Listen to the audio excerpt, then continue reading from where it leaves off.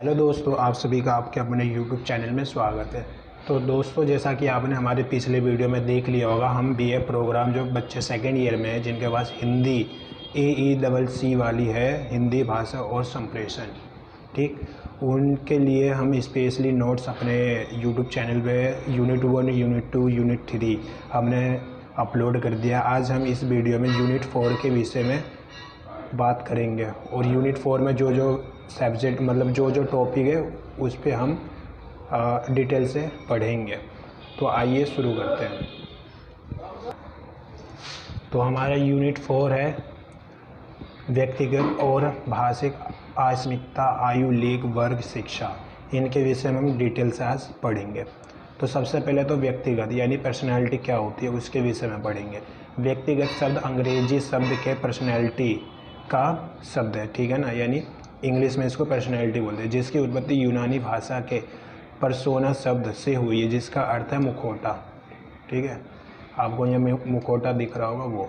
अब हम यहाँ व्यक्तित्व का तात्पर्य हम समझते हैं कि प्राचीन समय में है ना, व्यक्ति बाहरी गुणों से लगाया जाता था, यानी कि व्यक्तित्व बाहरी गुणों से, अगर व्यक्ति अच्छा है बाहरी गुणों जैसे उसका खाना पीना रहना व्यवहार अच्छा है, बाहर से दिखने में अच्छा है, सुंदर है, पहनावा अच्छा है, ठीक, इसको हम व्यक्तित्व प्राचीन समय में व्यक्तित्व कहते थे। परंतु आज के समय में हम बाहरी गुणों के साथ साथ आंतरिक गुणों को भी महत्व देते हैं। तो इसको हम ये दोनों आंतरिक और बाहरी रूप से, जैसा कि व्यक्ति अंदर से भी अच्छा हो और बाहर से भी दिखने में, रहने में, खाने पीने में, रीति रिवाज में, ये तो आज के समय में हम व्यक्तित्व पर्सनैलिटी उसको कहते हैं। यहाँ पे एक साइंटिस्ट ने अपने अनुसार डेफिनेशन दिया है कि आलपोर्ट के अनुसार व्यक्तित्व के शारीरिक मानसिक गुणों, यानी कि जो शारीरिक उसकी शारीरिक उसका चाल कैसा है, उसके हाथ पैर कैसे है, मतलब सुंदरता है या नहीं है, वो मानसिक गुण यानी उसमें व्यवहार है या नहीं है, दूसरों की रिस्पेक्ट जानते नहीं है, वो एक गतिशील संगठन है जो उसे वातावरण के साथ संयोजित करती है, यानी उसके साथ वातावरण के साथ घुलने मिलने को प्रोत्साहित करती है। अब यहाँ पे हम कुछ सिद्धांत के विषय में बात करेंगे कि पर्सनैलिटी के कुछ प्रिंसिपल्स है, सिद्धांत है।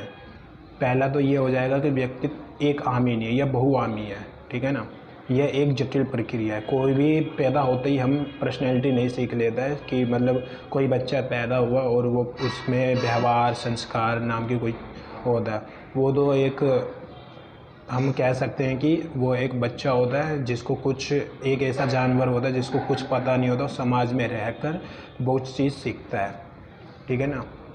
अब यहाँ पे हम व्यक्तित्व के विभिन्न प्रकारों के बारे में बात करेंगे, जिसमें टाइप के अनुसार व्यक्तित्व के सिद्धांत, इन्होंने 3 टाइप बताए हैं, ये आपके स्क्रीन पे दिख रहा होगा, ठीक। सेल्डन के अनुसार व्यक्तित्व के सिद्धांत, इन्होंने भी तीन तत्वों में से बात है, गोलाकृति, आयत आकृति और लंब आकृति। और यहाँ तीसरे साइंटिस्ट हमारे होता है क्रेसमर महोदय के अनुसार, इन्होंने 2 भागों में व्यक्तित्व को बांटा है, ठीक। और यहाँ पे हम जुंग के अनुसार, इन्होंने भी 2 भागों में बांटा, अंतर्मुखी और बाह्यमुखी। अब यहाँ पे हमारे 5वें हो जाते हैं स्प्रेंगर के अनुसार, इन्होंने 6 भागों में इसको बांटा। सैद्धांतिक रूप से वो कैसा है, आर्थिक रूप से वो व्यक्ति कैसा है, सौंदर्य यानी उसकी सुंदरता कैसी है, समाज में उसका स्थिति, समाज के नियमों का पालन करता है नहीं करता, धार्मिक में उसका विश्वास है नहीं है, धर्म न्याय मतलब धार्मिक कानूनों को मानता नहीं मानता है, धर्म के प्रति कैसा है, ठीक, राजनीतिक दृष्टि से वो कैसा है। अब हम यहाँ पे व्यक्तित्व और भाषिक अस्मिता, यानी कि अस्मिता मतलब हम नीचे पढ़ेंगे अभी, आयु, लिंग, वर्ग, शिक्षा। तो अस्मिता का अर्थ क्या होता है। विश्व में व्यक्तिगत विभिन्नता सर्व दृष्टिगोचर होती है, प्रत्येक व्यक्ति की अपनी अलग पहचान होती है, इसी पहचान को हम अस्मिता कहते हैं। यानी कि आपके मेरे विचार, आपके और मेरे शकल, आपका व्यवहार मेरा व्यवहार, रीति रिवाज, खान पान, पहनावा एक जैसा तो नहीं है ना, यही इसी विभिन्नता को हम अस्मिता कहते हैं, ठीक है ना। अब बात आती है भाषिक अस्मिता क्या होता है। आपकी लैंग्वेज मेरी लैंग्वेज अलग है, आपकी मातृभाषा मेरी मातृभाषा अलग है, आप कोई इंग्लिश बोलता, कोई हिंदी बोलता, कोई पंजाबी, कोई उर्दू, कोई तमिल, कोई कन्नड़, कोई भोजपुरी, सब बोलते हैं। इसको हम भाषिक आस्मिकता कहते हैं। अब यहाँ बात आती है लिंग आस्मिकता। यहाँ पे हम देखेंगे कि कई स्त्री पुरुष, स्त्री किन्नर, पुरुष किन्नर जो होते हैं, उनकी भाषा जो होती है, उनके व्यवहार के अनुसार, उनकी शारीरिक बनावट के अनुसार वो भाषी आस्मिकता देखने को मिलता है। जैसा कि आप देखोगे कि स्त्री और पुरुष के कुछ शब्द एक जैसे होते हैं, किसी वस्तु को पुकारने के लिए एक जैसे होते हैं, परंतु आप कई देखोगे कि भारत पुरुष प्रधान देश है और यहाँ पे हम देखेंगे कि भारत को ज़्यादा महत्व, मतलब पुरुषों को ज़्यादा महत्व दिया जाता है। और इसी कारणवश हम कह सकते हैं कि स्त्रियों से ज़्यादा पुरुषों में भाषिक क्षमता ज़्यादा होती है, नए शब्दों उनमें ज़्यादा होते हैं, शब्दों का अर्थ उनमें ग्रहण करने की क्षमता ज़्यादा होती है।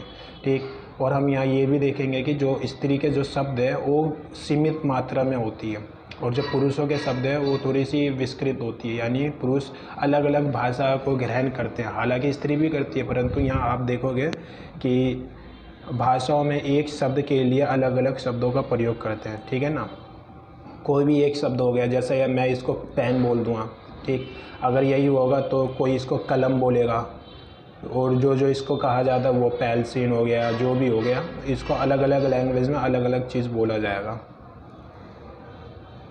अब आ जाता है वर्ग आस्मिकता। यहाँ पे हम देखेंगे कि मतलब जो आज के समय और प्राचीन समय में क्या था कि जो हमारा समाज था वो 4 वर्गों में बंटा हुआ था, ब्रह्म, क्षत्रिय, वैश्य और शूद्र। और आज के समय में हम देखेंगे कि ये उच्च, निम्न, मध्य वर्ग, ऐसे शिक्षित वर्ग इस तरह के वर्गों में बटे हुए हैं। और इन्हीं वर्गों को आस्मिकता कहते हैं। और इन्हीं वर्गों के कारण अगर जो बंदा उच्च वर्ग का है तो उसका खान पान, पहनावा, रहन सहन, रीति रिवाज निम्न वर्ग वाले या मध्य वर्ग वालों से अलग होगा। इसी को हम वर्ग आस्मिकता कहते हैं।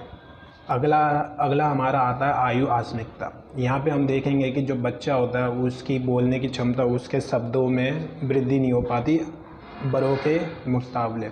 आयु व्यक्ति के भाषा को प्रभावित करते हैं, बात सही है। छोटा बच्चा सीमित मम्मी पापा, चाचा, नानी, दादा, ताऊ, खाना है, पीना है, मुझे रोटी चाहिए, चावल चाहिए, यहीं तक सीमित रह जाता है, खिलौने चाहिए। और वही अगर 15, 16, 17 साल का बच्चा हो या उससे ज़्यादा का बच्चा हो तो आपको वो ये मम्मी पापा, ताऊ ये ना समझ के आप उससे आगे के रिश्तेदारों को भी ये फुफ्फा का बेटा है तो ये हमारा भाई लगेगा, यहाँ तक वो समझ सकता है। ठीक, और छोटे बच्चों के हिसाब से उनमें अर्थ को समझने, अर्थ को समझाने और बातों को समझने में वो बहुत ही, उनका दिमाग छोटे बच्चों के हिसाब से ज़्यादा विस्तृत होता है। जैसा कि आयु के हिसाब से बड़ों को सम्मानित भाव और स्नेह से पुकारना चाहिए, यानी जो बड़े हैं उनको भैया जी और बड़े प्यार से। ठीक, वरना तो आपको पता है अगर आप अपने पिताजी को ओए, ए, आपके बल्ले तुमको समझ नहीं आता तो उधर से एक कान के नीचे पड़ेगा भाटा, यही संस्कार दिया है। वही अगर आपसे छोटा प्यार से पुकारा जाता है, बाबू इधर आ जाए, छोटू इधर आ जाए, ऐसे आपको, अगर आप छोटे हैं अपने फैमिली में तो आपको बड़े प्यार से, स्नेह से पुकारा जाता है। अगर आप वही बात अपने बड़ों के अगर प्यार से नहीं पुकारते हो तो कान के नीचे एक रापड़ मिलता है। इसी को हम आयु आस्मिकता कहते हैं। शिक्षा आस्मिकता क्या होती है कि आज के समय में शिक्षा इंसान की पहचान के साथ साथ उनके वर्ग की पहचान भी करती है। जैसा कि अगर शिक्षित वर्ग है तो उसको शिक्षित वर्ग कहेंगे, ज़्यादा पढ़ा लिखा है तो शिक्षित वर्ग कहेंगे। वही गरीब बच्चे क्या है जो कृषि वर्ग के होते हैं, थोड़ी गरीब, आर्थिक रूप से जो गरीब होते हैं वो उतना शिक्षा प्राप्त नहीं कर पाते, हाई शिक्षा प्राप्त नहीं कर पाते, जिनको उनको निम्न शिक्षण वर्ग या अन्य वर्ग में। यहाँ से हम समझ सकते हैं कि इसको 2 भागों में बांटा गया, शिक्षित वर्ग और अशिक्षित वर्ग। इन दोनों वर्गों के बीच रहन सहन, बातचीत, व्यवहार आदि का तरीका भिन्न भिन्न होता है, जिससे कि अगर जो वर्ग शिक्षित है, जो समाज शिक्षित है, वो तो दूसरों के आदर, बातों को समझ सकेगा, और जो अशिक्षित है वो हमेशा बातों को समझेगा नहीं, अपनी बात समझाएगा, अपनी बातों को उच्च दिखाएगा। यही होता है शिक्षित और अशिक्षित में अंतर। अब हमारे यहाँ निष्कर्ष निकलता है कि व्यक्ति का लिंग, आयु, वर्ग एवं शिक्षा, आर्थिक, सामाजिक आदि अनेक कारक हैं जिसके द्वारा वो असमानता देखने को मिलती है, यानी विभिन्नता देखने को मिलती है। शिक्षा के द्वारा आर्थिक रूप से, सामाजिक रूप से, लिंग के, आयु के हिसाब से देखने को मिलते हैं, जिसके कारण संप्रेषण की प्रक्रिया प्रभावित होती है। अगर वो छोटा बच्चा है तो वो बड़े बच्चों के साथ कैसे संप्रेषण करता है, इसको भी हम प्रभावित देख सकते हैं। यहाँ पे हमारा नेक्स्ट टॉपिक होता है संप्रेषण के प्रमुख मॉडल। अभी हम यहाँ पे 3 मॉडल के विषय में हैं। साम्यवादी मॉडल, जो आपको जैसा कि कुछ नियंत्रण राज्यों में, जैसा हमारे राज्य के नीति निर्देश तत्व में दे रखे हैं कि राज्य उसके लिए क्या करेगा क्या नहीं करेगा, वो वर्ग केंद्रित मॉडल, उदारवादी मॉडल, वैदिक मॉडल। ये आपके किताब में भी शॉर्ट में दे रखा है। मैंने शॉर्ट, वो काफ़ी शॉर्ट था और उससे शॉर्ट मैंने इस भी नोट्स में बनाया। जैसा साम्यवादी मॉडल, एक शोषण वर्ग होता है, एक शोषित वर्ग होता है। ये मजदूर वर्ग होता है, ये पूंजीपति वर्ग होता है। उसी को हम साम्यवादी मॉडल के अनुसार 2 वर्गों में संप्रेषण की घटना घटित होती है, देख सकते हैं। उदारवादी मॉडल, इस मॉडल में भी वर्ग संघर्ष देखने को मिलती है। यही दोनों में आपसे में जब टकराते हैं, इसी में कार्ल मार्क्स का थ्योरी आता है। आप इसको एक बार अपने किताब से देख लेना, समझ लेना। एंड हमारा सेकेंड लेसन हमारे यहाँ से शुरू होता है। आई होप कि आपको वो पहला लेसन आपको समझ आ गया होगा। एंड हम इस लेसन को नेक्स्ट वीडियो में आपके लिए लेके आएंगे। आप हमारी इस वीडियो के साथ साथ आप पेन कॉपी लेके बैठिए और नोट्स बनाइए, जिससे आपको आसानी से याद हो और पेपर में हेल्पफुल साबित हो।